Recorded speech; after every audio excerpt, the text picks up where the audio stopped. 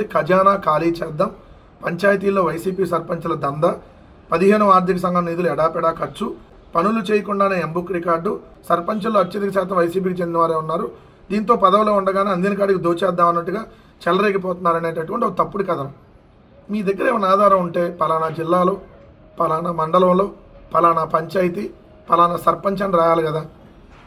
ఊరిక ఒక వేగ్గా ఒక వార్త రాసి 15వ ఆర్థిక సంఘం ఇంకో సంఘం ఏదో సంఘం నిధులు వచ్చినప్పుడు దాన్ని సకాలంలో ఖర్చు చేయకపోతే అవి మురిగిపోతాయి కదా.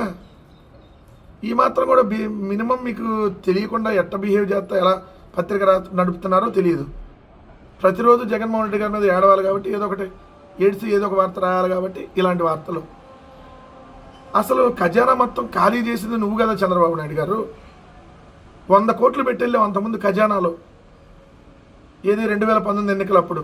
కానీ జగన్ గారు 7,800 కోట్ల రూపాయలు పెట్టెళ్ళాడు ఖజానాలో. ఇప్పుడు 18 నెలల కాలంలో ఖజానా మొత్తం ఊడ్చిపడేసి 2,79,000 కోట్లు అప్పు చేసావు. మళ్ళీ ఇక్కడ పంచాయతీలు సర్పంచుల మీద పడి ఏడుస్తూ ఉన్నావు. ఇది కదా ఆంధ్రజ్యోతి రాసేటటువంటి నీచ జర్నలిజం అంటే ఇది కదా.